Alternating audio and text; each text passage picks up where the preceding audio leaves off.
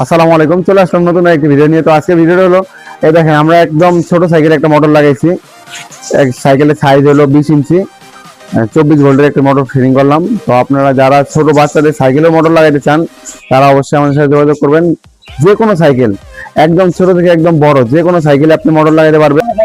যে কোনো সাইকেল আমরা ফিটিং করে দিব, কোনো সমস্যা নাই। 250 ওয়াট 24 ভোল্ট লিথিয়াম ব্যাটারি কিন্তু বড় বলে আমরা ইউজ করছি, ঠিক আছে? হ্যাঁ, খুলে নিয়ে বাসায় চার্জ দিবে, কোনো সমস্যা নাই। আবার বাসা ওয়াটার প্রুফ